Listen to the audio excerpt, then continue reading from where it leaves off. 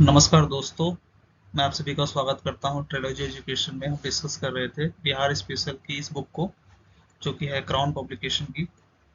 और इससे पहले हमने इसके 2 पार्ट कंप्लीट कर लिए थे, फ्रीडम मूवमेंट इन बिहार के। और ये होगा इसका तीसरा पार्ट, जिसमें हम Rowlatt act satyagraha, non corporation movement, Simon commission और सिविल डिसोबीडियंस मूवमेंट को भी डिस्कस करेंगे। रॉलेट बिल ये ब्रिटिश कॉलोनियल गवर्नमेंट के द्वारा पास किया जाता है रॉलेट एक्ट के रूप में। और ये पावर देती है गवर्नमेंट को कि पुलिस कार्रवाई की जा सकती है, किसी भी पर्सन पे बिना किसी रीजन के उसको अरेस्ट किया जा सकता है। उस पर सिटीजन के चार्जेस भी लगाए जा सकते हैं। उस पर देशद्रोह का मुकदमा चलाया जा सकता है। तो इस तरह के चार्जेस बिना किसी रीजन के इस रॉलेट एक्ट के द्वारा चलाया जा सकता है। तो इसका पर्पज ये था कि जो पूरे देश भर में देखी जा रही थी नेशनलिस्ट एक्टिविटीज की अपसर्ज, ये ग्रो कर रहा था काफ़ी ज़्यादा रेवोल्यूशनरी एक्टिविटीज़ भी हो रही थी पूरे देश भर में। तो उसको दबाने के लिए जो गवर्नमेंट है रॉलेट एक्ट पास करती है, जो कि इनको आर्बिट्रेरी और ब्यूरोक्रेटिक पावर दे रही थी ताकि इसको दबाया जा सके नेशनलिस्ट एक्टिविटीज़ को पूरे देश भर में। तो इसके खिलाफ गांधी जी जो है स्टार्ट करते हैं सत्याग्रह, रॉलेट एक्ट सत्याग्रह 30 मार्च 1919 को। और वो कंट्री वाइड अपील करते हैं हड़ताल की। फास्ट को बिगिन किया जाता है और national week as a protest इसको भी ऑब्जर्व किया जाता है, एक वीक का प्रोटेस्ट। और डेमोस्ट्रेशन देखे जाते हैं बिहार के क्षेत्रों में भी, जिसमें पटना, मुजफ्फरपुर, छपरा, चंपारण, मुंगेर, भागलपुर, गया और कुछ ऐसे और भी जगह थी बिहार की जो कि इसमें शामिल होती है। नॉन कॉरपोरेशन मूवमेंट जो होता है, ये पंजाब और खिलाफत जो रॉन्ग्स चल रहे थे, इसको लेकर नॉन कॉरपोरेशन मूवमेंट चलता है। एक्चुअली पंजाब में 13 अप्रैल 1919 को जलियांवाला बाग हत्याकांड हुआ था, जिसको माइकलो डायर ने अंजाम दिया था, जिन्होंने फायरिंग कर दी थी हजारों लोगों पे जब बैसाखी के दिन वो वहाँ पे फेस्टिवल मना रहे थे। तो उसमें काफ़ी लोगों की मौत होती है। खिलाफत रॉन्ग्स में ओटोमन अम्पायर के जो सुल्तान थे, उनको देश भर के जो मुसलमान थे उनको अपना खलीफा मानते थे। तो जब वर्ल्ड वॉर वन ब्रिटिश जीत जाते हैं, तो वहाँ के सुल्तान को खलीफा के पद से हटा दिया जाता है। तो इससे काफ़ी ज़्यादा रोष आता है यहाँ के मुसलमानों में, तो वो इसके खिलाफ खिलाफत आंदोलन स्टार्ट करते हैं। तो गांधी जी रोलर टैक्स सत्याग्रह और खिलाफत आंदोलन दोनों को कंबाइंड करके नॉन कॉरपोरेशन मूवमेंट को स्टार्ट करते हैं। तो बिहार भी इसमें काफ़ी ज़्यादा एक इम्पॉर्टेंट रोल प्ले करता है नॉन कॉरपोरेशन मूवमेंट में। 28 अगस्त 1920 को एक बिहार प्रोविंशियल कॉन्फ्रेंस की मीटिंग होती है, जिसके प्रेसिडेंट कौन थे? डॉक्टर राजेंद्र प्रसाद। और एक रेजोल्यूशन पास किया जाता है जिसमें वो सपोर्ट करते हैं महात्मा गांधी के नॉन कॉरपोरेशन मूवमेंट को। और ये नॉन कॉरपोरेशन मूवमेंट जो है 1 अगस्त 1920 को स्टार्ट हुआ था। गांधी जी विजिट करते हैं पटना में दिसंबर में, और फाउंडेशन रखते हैं नेशनल कॉलेज और बिहार विद्यापीठ की, जो कि एक बहुत ही इंपॉर्टेंट रोल प्ले करता है, ट्रेन करता है यहाँ के यंग नेशनल वर्कर्स को। और ये वही समय होता है जब मौलाना अब्दुल बारी जो है नॉन कॉरपोरेशन मूवमेंट को ज्वाइन करते हैं। कुछ बहुत ही महत्वपूर्ण इवेंट्स होते हैं नॉन कॉरपोरेशन मूवमेंट के दौरान बिहार में। टीचर और स्टूडेंट्स जो हैं वो स्कूल और कॉलेजेस को छोड़ देते हैं। लॉयर्स जो है मना कर देते हैं कोर्ट को अटेंड करने के लिए। ऑफिशियल्स जो थे उन्होंने अपने जॉब छोड़ दिए। फॉरेन गुड्स का बाइकआउट होता है। और ये कुछ ऑक्शंस लगती थी फेरीज और पाउंड्स की, उसका भी बाइकआउट किया जाता है मुंगेर और भागलपुर में। कंप्लीट स्ट्राइक देखा जाता है गवर्नमेंट प्रेस का पटना में। और एक पुलिस स्ट्राइक होती है मार्च अप्रैल 1921 को, जो कि फैलती है पटना, पूर्णिया, मुंगेर और चंपारण के क्षेत्रों में। जो प्रिंस ऑफ वेल्स ये बॉम्बे उतरते हैं, तो नवंबर 17 में हड़ताल होती है पूरे बिहार में। और जब प्रिंस विजिट करते हैं पटना में 22 दिसंबर को, तो उनका कंप्लीट बाइकआउट होता है। तो गांधी जी को 22 मार्च को अरेस्ट कर लिया जाता है। और इसका पूरे स्टेट में प्रोटेस्ट मीटिंग्स होती है इसको लेके, जब उन्हें गिरफ्तार कर लिया जाता है गांधी जी को। जो जो डिसओबीडियंस इंक्वायरी कमेटी थी कांग्रेस की, उसकी विजिट होती है बिहार में 1922 में। 1922 में ही एक बहुत ही इम्पोर्टेंट सेशन हुआ था, गया सेशन बिहार में। तो बहुत बार ये एग्जाम से पूछा गया है, तो ये आपको याद रखना है कि 1922 का जो कांग्रेस का सेशन था वो गया में हुआ था, गया सेशन। और ये 10 साल बाद हुआ था, जब 1912 में जब पटना में एक मीटिंग होती है, जब वहां पर प्रोविंशियल प्रोविंशियल कांग्रेस कमेटी का गठन किया जाता है 1912 में, और बिहार की स्थापना होती है। तो उसके बाद 1922 में यहाँ पर मीटिंग होती है 10 साल बाद, जिसे गया सेशन का नाम से जानते हैं। बिहार विद्यापीठ जो है इसे स्टेब्लिश किया जाता है फरवरी 6 1921 को। और इसका जो इनॉग्रेशन था वो गांधी जी ने किया था। मौलाना मजरूल हक और ब्रज किशोर प्रसाद जो है इसके चांसलर और वाइस चांसलर बनाए जाते हैं। तो चांसलर बनते हैं मौलाना मजरूल हक और वाइस चांसलर बनते हैं ब्रज किशोर प्रसाद, और राजेंद्र प्रसाद जो थे इसके प्रिंसिपल बनाए जाते हैं नेशनल स्कूल पटना के। तो ये कुछ बहुत इंपॉर्टेंट फैक्ट्स है जो एग्जाम्स में पूछा जाता है। मजरूल हक इस्टेब्लिश करते हैं सदाकत आश्रम, कहाँ पर? दीघा पटना में। तो पटना के पास एक जगह है दीघा जहाँ पर वो सदाकत आश्रम बनाते हैं, और ये एक मेन सेंटर बन जाता है नेशनल मूवमेंट का। और एक न्यूज़पेपर भी उन्होंने स्टार्ट किया था जिसका नाम था मदरलैंड। तो मदरलैंड जो न्यूज़पेपर है वो स्टार्ट किया गया था मजरूल हक के द्वारा सितंबर 2 1921 में। और एक बहुत ही सिग्निफिकेंट इवेंट होता है 37 session of the Congress at Gaya in 1922। तो पिछले साइड में मैंने आपको बताया था कि गया में सेशन हुआ था 1922 में। कांग्रेस का ये 37वां सेशन था जो कि गया में हुआ था बिहार में, और इसके प्रेसिडेंट बनते हैं CR दास, चितरंजन दास, और बाइकआउट किया जाता है इसमें लेजिस्लेचर का। इसी सेशन में राजेंद्र प्रसाद जो है वो इलेक्ट किए जाते हैं सेक्रेटरी, कांग्रेस के सेक्रेटरी बनते हैं, और जो ऑफिस था AICC का means all India Congress committee का, उसे शिफ्ट कर दिया जाता है पटना में। और जो ताना भगत थे जिन्होंने पीजेंट मूवमेंट को लीड किया था, तो वो भी इस गया सेशन में शामिल होते हैं। राजेंद्र प्रसाद जो है उन्होंने पार्टिसिपेट किया था एक फेमस फ्लैग सत्याग्रह जो नागपुर में हुआ था 1923 में, कुछ अपने वॉलंटियर के साथ। बिहार के कुछ वॉलंटियर्स थे उनके साथ, उन्होंने फ्लैग सत्याग्रह जो हुई थी नागपुर में 1923 में, उसमें पार्टिसिपेशन किया था। जो नॉन कॉर्पोरेशन मूवमेंट है उसको सस्पेंड कर दिया जाता है 5 फरवरी 1922 को, क्योंकि गोरखपुर के पास एक घटना होती है जिसका नाम था चौरी चौरा इंसिडेंट, जिसमें एक पुलिस स्टेशन को जो है आग लगा दिया जाता है कुछ लोगों के द्वारा। तो जो ये पूरा मूवमेंट था नॉन कॉर्पोरेशन मूवमेंट, उसे गांधी जी वापस ले लेते हैं। और इसके बाद काफी ज्यादा क्रिटिसिज्म हुआ था इस डिसीजन का गांधी जी के, कि गांधी जी ने इस मूवमेंट को, जब ये पीक पे था तो इसे वापस नहीं लेना चाहिए था। परंतु गांधी जी को ऐसा लगता है कि ये जो पूरा मूवमेंट है वो एक वायलेंस की तरफ बढ़ रहा है, तो इसीलिए वो इस मूवमेंट को वापस ले लेते हैं चौरा चौरी इंसिडेंट के बाद। और बिहार को कंसंट्रेट किया जाता है खादी प्रोडक्शन पे और अदर कंस्ट्रक्टिव एक्टिविटीज को, क्योंकि लोगों को इतनी आदत नहीं थी इस तरह के मूवमेंट में हिस्सा लेने की। तो इसलिए कुछ कंस्ट्रक्टिव एक्टिविटीज की जाती है देश में, खादी प्रोडक्शन और कंस्ट्रक्टिव एक्टिविटीज की जाती है, ताकि लोगों को इस तरह के मूवमेंट्स में हिस्सा लेने की आदत हो, वो देश की ज़रूरतों को समझें। तो इसलिए इस तरह की कंस्ट्रक्टिव एक्टिविटीज भी की जा रही थी। और एक ब्रेक देखा जाता है कांग्रेस में जब स्वराज पार्टी फॉर्म होती है जनवरी 1923 में। इसके प्रेसिडेंट बनते हैं चितरंजन दास और मोतीलाल नेहरू इसके सेक्रेटरी बनते हैं। तो कांग्रेस से ही निकल के ये पार्टी थी स्वराज पार्टी।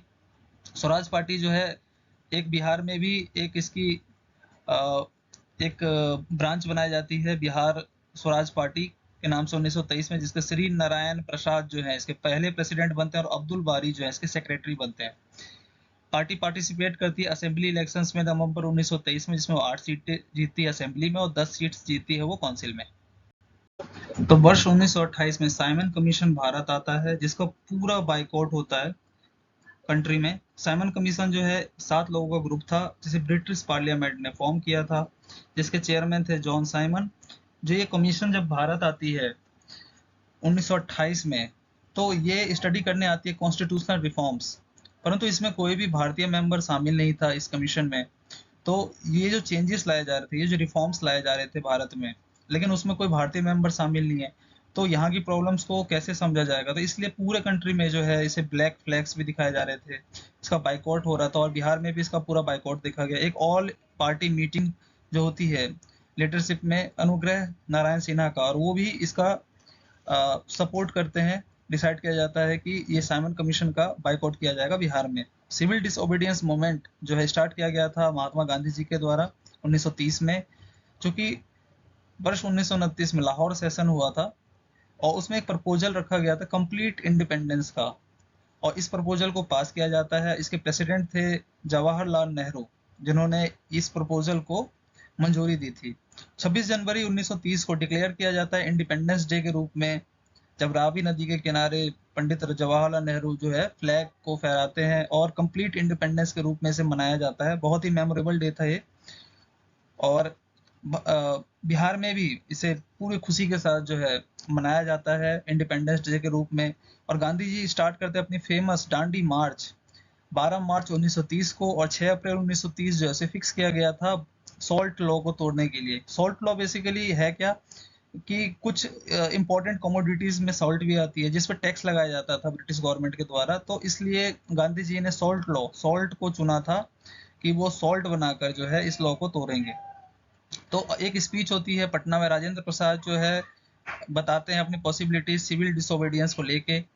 जवाहरलाल नेहरू भी सारण, चंपारण और मुजफ्फरपुर डिस्ट्रिक्ट्स का दौरा करते हैं 31 मार्च से 3 अप्रैल तक, और जिससे लोगों के बीच में एक बहुत ही ज्यादा इंस्पिरेशन आता है। एक सॉल्ट सत्याग्रह जो है बिहार में, वो स्टार्ट होता है 5 अप्रैल 1930 को सारण और चंपारण डिस्ट्रिक्ट्स में। 16 अप्रैल 1930 से लेकर 21 अप्रैल 1930 के बीच में पटना में कुछ काफी इंपॉर्टेंट इवेंट्स होते हैं जिसमें लोगों के द्वारा काफी ज्यादा बहादुरी दिखाई गई थी जब वो फेस कर रहे थे वायलेंस को, पुलिस के द्वारा जो वायलेंस की जा रही थी।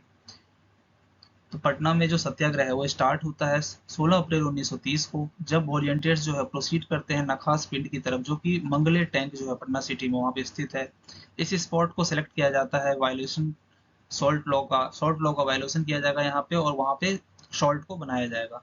जो एट्रोसिटीज थी पुलिस के द्वारा वो काफी ज्यादा वॉलंटियर्स पे किया जाता है, उन्हें घायल कर दिया जाता है काफी लोगों को। जो अब्दुल बारी है उन्हें भी 3 ब्लो लगते हैं, चोटें आती हैं उन्हें जब वो कंट्रोल करने की कोशिश कर रहे थे क्राउड को पटना कॉलेज के नजदीक।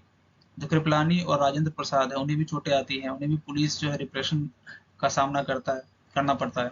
जो रिप्रेशन थी वो फेल हो जाती है कि लोगों को डरा दिया जाएगा जब हम इन पे एट्रोसिटीज करेंगे कई तरह की। लेकिन लोग जो है काफी ज्यादा इंस्पिरेशनल थे, उन्होंने इस पूरे मूवमेंट में हिस्सा लिया था। भागलपुर में भी जो वॉलंटियर्स थे वो एक रेगुलर काम स्टार्ट करते हैं बिहूपुर के पास, वो प्रैक्टिस करते हैं वहाँ पर लाठी प्ले। लेकिन जो गवर्नमेंट है वो डिसाइड करती है इसे इलीगल करने की, इस पूरे कैंप को, जो कैंप है और जो लोकल ऑफिस है कांग्रेस का, उसे सीज कर दिया जाता है। एजिटेशन जो है पूरी तरीके से प्रिवेल हो गया था बिहपुर में, और 130 चौकीदार, 250 में से 130 जो चौकीदार थे वो पुलिस स्टेशन से रिजाइन कर देते हैं। जो एक्शन जो था गवर्नमेंट का वो काफी ज्यादा कंडेम किया जा रहा था। लिबरल्स जो थे भागलपुर के वो भी इस पूरे एक्शन को कंडेम कर रहे थे, और जो 5 नए इलेक्टेड मेंबर्स थे लेजिस्लेटिव काउंसिल में वो भी रिजाइन कर देते हैं प्रोटेस्ट में। जो मुंगेर जिला है, मुंगेर डिस्ट्रिक्ट, वहाँ के श्री कृष्णा सिन्हा जो है वहाँ सेक्रेटरी होते हैं प्रोविंशियल कांग्रेस कमेटी के, और नंद कुमार सिन्हा जो है वो कांग्रेस की एक्टिविटीज को भी लेड कर रहे थे। काफी 100 एक्टिविस्ट जो है उन्हें अरेस्ट किया जाता है शॉर्ट लॉ को तोड़ने के जुर्म में, और छपरा जेल में फॉरेन क्लॉथ्स को पहनने से रिफ्यूज कर दिया जाता है, और वहां पे नेक्ड हड़ताल चलता है स्वदेशी क्लॉथ्स जब तक उन्हें प्रोवाइड नहीं की जाती जब तक। तो वो स्वदेशी देश में बने कपड़ों का ही डिमांड करते हैं, और इसीलिए छपरा जेल में जो है ये नेक्ड हड़ताल चलता है। कांग्रेस को 30 जून 1930 को एक इलीगल ऑर्गेनाइजेशन डिक्लेयर कर दिया जाता है, और राजेंद्र प्रसाद को भी अरेस्ट किया जाता है 5 जुलाई को, और उन्हें 6 महीने की सजा होती है। परंतु जितने भी लीडर्स थे उन्हें फ्री कर दिया जाता है जब गांधी इरविन पैक्ट होता है 5 मई 1931 को। गांधी जी अटेंड करने जाते हैं राउंड टेबल कॉन्फ्रेंस, लंदन में हुआ था ये राउंड टेबल कॉन्फ्रेंस। इसके 3 राउंड टेबल कॉन्फ्रेंसिस हुए थे, जिसे डॉक्टर अम्बेडकर ने तीनों राउंड टेबल कॉन्फ्रेंस को अटेंड किया था, जिसमें गांधी जी ने केवल एक ही राउंड टेबल कॉन्फ्रेंस अटेंड किया। परंतु जब ये वापस आते हैं तो काफी ज्यादा डिसअपॉइंटेड थे क्योंकि कोई भी रिजल्ट नहीं निकल के आ पाता। गांधी जी डिक्लेयर करते हैं कि वो अपने मूवमेंट को दोबारा से स्टार्ट करेंगे जहां से उन्होंने उसे छोड़ा था। वायसराय उस वक्त के लॉर्ड विलिंगटन वो पूरी अटेम्प्ट करते हैं किसी भी तरह से इस मूवमेंट को रोका जाए ताकि ये फिर से मोमेंटम न प्राप्त कर ले। गांधी जी को अरेस्ट कर लिया जाता है, और काफी ज्यादा ऑर्डिनेंसेस जो है पास किए जाते हैं गवर्नमेंट के द्वारा। कुछ ऐसे ऑर्डिनेंसेस भी थे जिसमें फायरिंग के ऑर्डर तक दे दिए जाते हैं, जो कि एक ह्यूमन लाइफ को भी अफेक्ट करती है। फायरिंग भी होती है मोतिहारी में, रोसेरा जो है दरभंगा डिस्ट्रिक्ट का, शिवहर मुजफ्फरपुर डिस्ट्रिक्ट में भी फायरिंग देखी जाती है, बेगूसराय, तारापुर जो है मुंगेर डिस्ट्रिक्ट का, वहां पे फायरिंग होती है। गांधी जी ऑब्जेक्ट कर रहे थे कम्युनल अवार्ड्स को जो कि राम सिंह मैकडोनल्ड के द्वारा दिया गया था। राम सिंह मैकडोनल्ड ने अनाउंस किया था राउंड टेबल कॉन्फ्रेंस जो हुई थी 1930 से 32 के बीच में, उन्होंने कहा था कि मैं सेपरेट इलेक्टोरेट डिप्रेस्ड क्लासेस के लिए भी दी जाएंगी, जिसमें शेड्यूल कास्ट जो है वो आते हैं डिप्रेस्ड क्लासेस में, और कुछ माइनॉरिटीज जो थे भारत में उन्हें भी एक सेपरेट इलेक्टोरेट दिया जाएगा। तो हरिजन सेवक संघ जो है ये बनाया जाता है 1932 में, और इसके कुछ ब्रांचेस खोले जाते हैं बिहार में भी। गांधी जी सपोर्ट कर रहे थे इंडिविजुअल सिविल डिसोबीडियंस मूवमेंट को। 12 जुलाई 1933 में ये स्टार्ट हुआ था, लेकिन 900 लोग जो थे बिहार से, उन्हें जेल भेज दिया जाता है। गवर्नमेंट के द्वारा काफ़ी ज़्यादा वेपन्स का यूज किया जा रहा था, फायरिंग हो रही थी उनके द्वारा काफ़ी ज़्यादा, लेकिन मूवमेंट जो है पूरी तरीके से कंटिन्यू रहा। काफ़ी ज़्यादा पिकेटिंग किया गया था फॉरेन क्लॉथ्स का, और जो विदेशी शराब है उसकी बात की जा रही थी कि विदेशी शराब को जो है बाइकआउट किया जाएगा, फॉरेन क्लॉथ्स का बाइकआउट किया जाएगा, जो टैक्सीज है उसे नहीं दिया जाएगा, नॉन पेमेंट ऑफ टैक्सीज होंगे।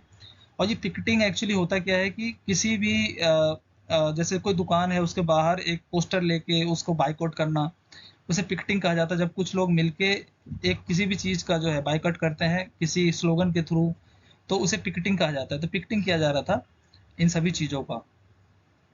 सिविल डिसोबीडियंस मूवमेंट जो है उसे सस्पेंड कर दिया जाता है 1934 में, और ये कुछ बड़ा चेंज तो नहीं ला पाई, कोई सेल्फ रूल तो नहीं ले पाई, परंतु इसने नेशनल अवेयरनेस जो है लोगों में काफ़ी ज़्यादा बढ़ा दी थी।